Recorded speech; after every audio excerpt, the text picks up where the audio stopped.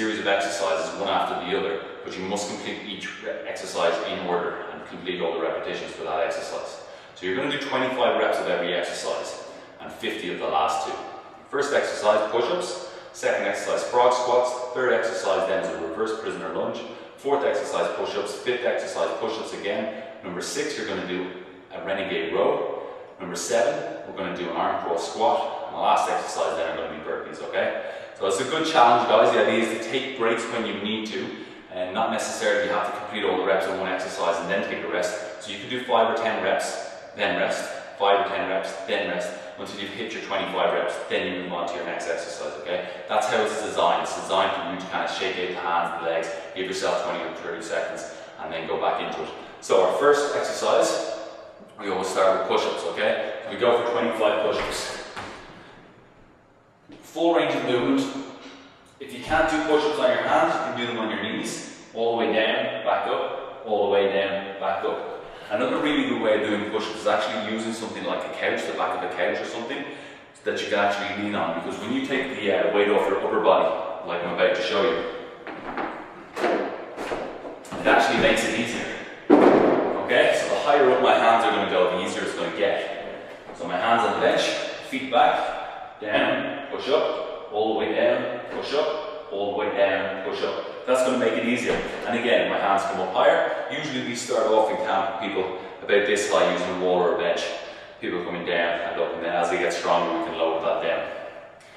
So push-ups are our first exercise. Second exercise is a frog squat. Frog squats are a lot harder than they look. First of all, is get into the correct position. You're going to come right down onto your toes, so your actual heels are off the ground, and put your hands on the ground. This is kind of like a frog position to start with.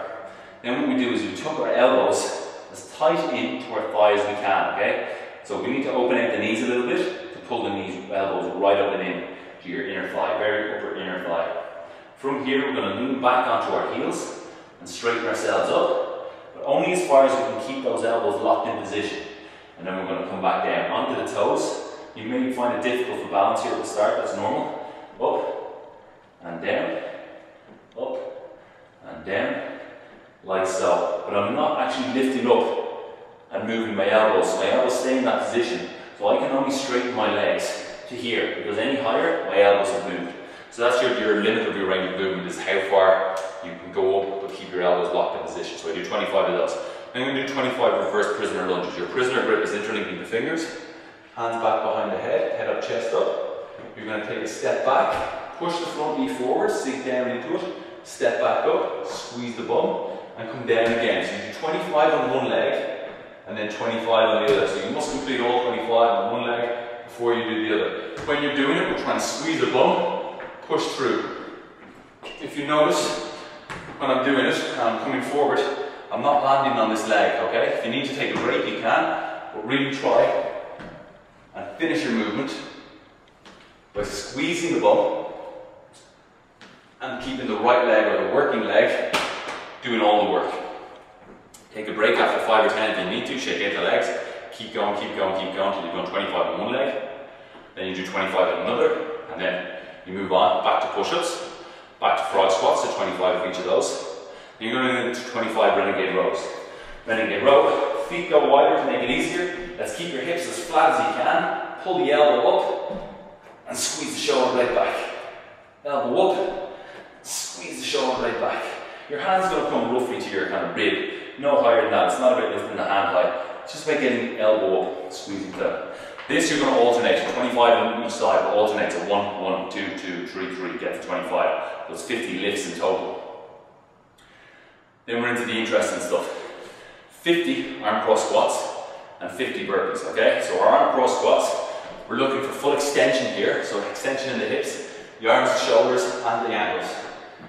So what we do is we come down, head up, chest up really tall, squat down into it, and as we come up, we squeeze the bum. We're up onto the toes, squeeze the bum, and arms come straight up in front and finish out like so, okay? Thumbs will point back behind you, not out like that, okay? You gotta actually rotate and turn the shoulders back. I really want you to focus on that rotation in the shoulder, so you're gonna work the upper body during this as well. If your hands stay forward, you're not doing it right. So make sure as you're lifting up, thumbs point up and point back. So I'll show you a little bit quicker. arm cross squats, down, up, squeeze, down, up, squeeze, up onto the toes, squeezing the bum, rotating the hands, thumbs pointing back, like so. Really important when you're squatting, it's getting the hips down. The squatting movement is a hip movement to come down and up. It's not about reaching forward, it's not about looking forward, it's not about bending the hands forward either. I see some people and they can confuse themselves by doing this. Okay, that's not the movement. I don't actually want you to deliberately touch the ground. You may touch the ground, but I'm not trying to here. I'm just lowering my hips down, up onto the toes, squeeze the bum, hands up. So I'll do 50 of those.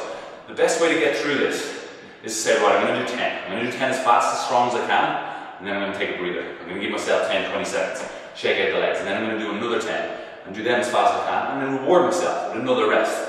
Because that way, we'll work through it much quicker. If you rest when you feel tired, you'll rest every 2 or 3 reps. So make sure again, go on, I'm going to do 10, I'm going to do 10, I'm going to do 10. Hit those 10, get them done as quick as you can, then reward yourself with a rest, good 20, 15 seconds, 30 seconds if you need to, and then you're done. Moving on then, last exercise, burpees. Burpees, hands to the ground.